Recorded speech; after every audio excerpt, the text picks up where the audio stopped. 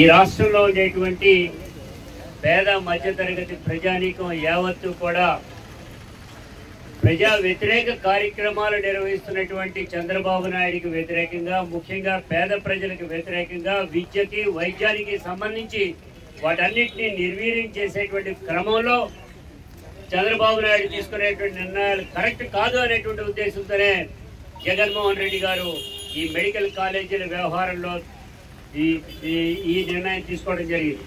భారతదేశంలోనే ఎక్కడా కూడా ఏ రాష్ట్రంలో కూడా ఏ ముఖ్యమంత్రి చేయనటువంటి పద్ధతిలో 17 మెడికల్ కాలేజీలు తీసుకొచ్చి పేద ప్రజలు యావత్తు, మధ్య తరగతి ప్రజలు యావత్తు కూడా వారందరికీ విద్యని అందజేయాలి, మెడికల్ విద్యని అందజేయాలనేటువంటి ఉద్దేశంతో ఉంటే వాటన్నిటిని నిర్వీర్యం చేసేటువంటి పద్ధతిలో ఉంది. కాబట్టి కోటి సంతకాల ఉద్యమ కార్యక్రమాన్ని చేపట్టడం జరిగింది. పిల్ల జల్లా రోడ్డు మీద వెళ్ళేటువంటి వాళ్ళు కూడా వచ్చి మేము సంతకం పెడతాం అనేటువంటిది కూడా చేయటం అనేటువంటి జరుగుతుంది. రాష్ట్రంలో ఇప్పటికే 50 లక్షల పైచలకు సంతకాల సేకరణ జరిగిందనేటువంటిది రాష్ట్ర పార్టీ నుంచి వచ్చినటువంటి సమాచారం.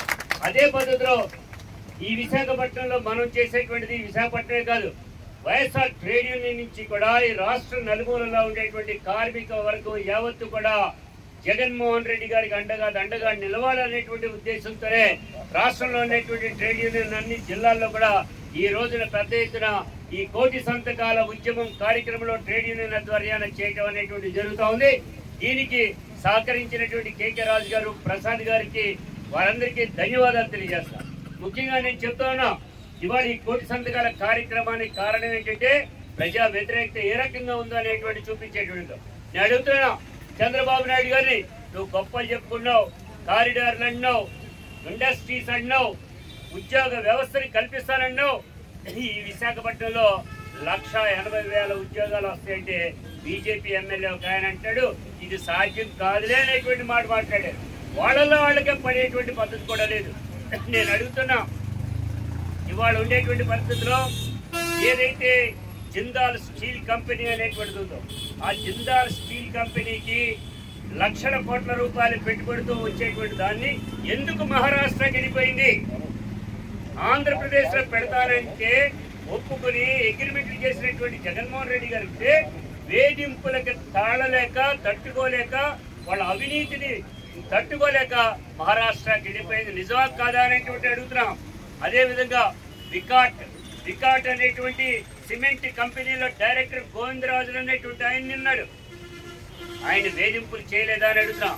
అదే పద్ధతిలో చెట్టినాడు సిమెంట్ కంపెనీ సచివాలయ వ్యవస్థని, వాలంటరీ వ్యవస్థని ఉపయోగించుకునే ప్రజలకు సేవ చేయాల్సిన అవసరాలను దృష్టిలో పెట్టుకుని జగన్మోహన్ రెడ్డి గారు ఒక దీర్ఘకాలిక ప్రయోజనాలతో భవిష్యత్ తరాలను దృష్టిలో పెట్టుకుని, ముఖ్యంగా చదువుకోవాలనుకునే తాపత్రయం ఉన్న డాక్టర్ కావాలనుకునే కళలు కానీ పేద కుటుంబాలను తల్లిదండ్రులు కానీ విద్యార్థుల ఆశయాలను కానీ ఆలోచనలు కానీ నిజం చేయాలనే ఉద్దేశంతో ఒక దృఢ సంకల్పంతో 17 మెడికల్ కాలేజీలకి కేంద్ర ప్రభుత్వం దగ్గర నుంచి అన్ని అప్రూవల్స్ తీసుకొచ్చి అడ్మినిస్ట్రేషన్ శాంక్షన్ చేయించి, ఫైనాన్షియల్ శాంక్షన్ చేయించి, ల్యాండ్ ఎక్విజిషన్ అన్ని కూడా కంప్లీట్ చేసి మంచి లొకేషన్స్ లో ఎక్కడైతే 17 మెడికల్ కాలేజీలు నిర్మాణం చేస్తున్నారో ఆ ప్రాంతం నుంచి ఆ చుట్టుపక్కల ఉన్న 2-3 నియోజకవర్గాల్లో ఆ పార్లమెంట్ పరిధిలో ఉన్న వాళ్ళు ఎవరికైనా అనారోగ్యం చేస్తే ఆ మెడికల్ కాలేజీలో నిర్మాణం అవుతున్న 500 బెడ్ హాస్పిటల్స్ లో మెరుగైన నాణ్యమైన వైద్యాన్ని అందించడం కోసం జగన్మోహన్ రెడ్డి గారు 17 మెడికల్ కాలేజ్ నిర్మాణాన్ని చేపట్టడం జరిగింది. ఆ రోజే శంకుస్థాపన రోజే జగన్మోహన్ రెడ్డి గారు చెప్పారు 2023లో మెడికల్ కాలేజ్ శంకుస్థాపన చేస్తున్నప్పుడు ఇదేదో ఓన్లీ కాలేజెస్ కాదు, ఇది ఆధునిక వైద్య దేవాలయాల ప్రతి మెడికల్ కాలేజీలోని కూడా 500 bedded multi super speciality hospital నిర్మాణం చేస్తాం.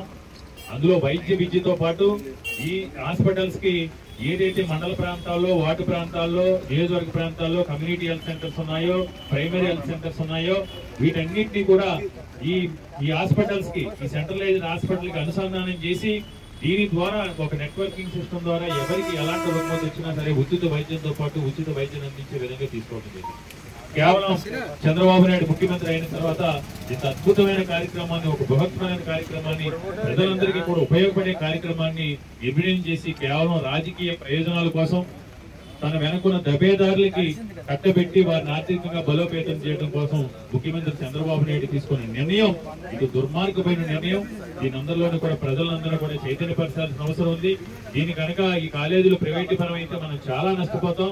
ఇదే కాదు, ఈ రోజు చంద్రబాబు నాయుడు ప్రతిదీ కూడా రాబో రోజుల్లో జగన్మోహన్ రెడ్డి గారి ప్రభుత్వ స్కూల్స్ అన్నింటినీ కూడా నాడు నేడు కార్యక్రమం ద్వారా ఉన్న స్థితి నుంచి ఉన్న స్థితి నిదానంతో అభివృద్ధి చేస్తే ఈ రోజు విద్యారంగాన్ని మొత్తం ఏదో రకంగా ప్రైవేట్ పరం చేయాలి. నారాయణ లేకపోతే చైతన్య ఇంకొకరు నారాయణ లేకపోతే సుబ్బారావుకు అప్పారావుకు కట్టబెట్టాలనే విధంగా చంద్రబాబు నాయుడు వ్యవహరిస్తున్నాడు. ఇది చంద్రబాబు నాయుడు తీసుకునే ప్రజా వ్యతిరేక నిర్ణయాల్ని ప్రజలు ఆమోదించరు, ప్రజలు తిరగబడతారు అని చంద్రబాబు నాయుడికి కూటమి ప్రభుత్వానికి చెంపపెట్టులా ఉండే విధంగా జగన్మోహన్ రెడ్డి గారి కోటి సంతకాల సేకరణ కార్యక్రమాన్ని ఏదైతే నిర్ణయించారో దీంట్లో మనం మరింత చేసి ఆంధ్రప్రదేశ్ లో ఉన్న ప్రతి ఒక్కరి చేత కూడా ఉద్యమంలో పాల్గొనే విధంగా చేయాలని మిమ్మల్ని అందరినీ కూడా విజ్ఞప్తి చేస్తున్నాం. ఎందుకంటే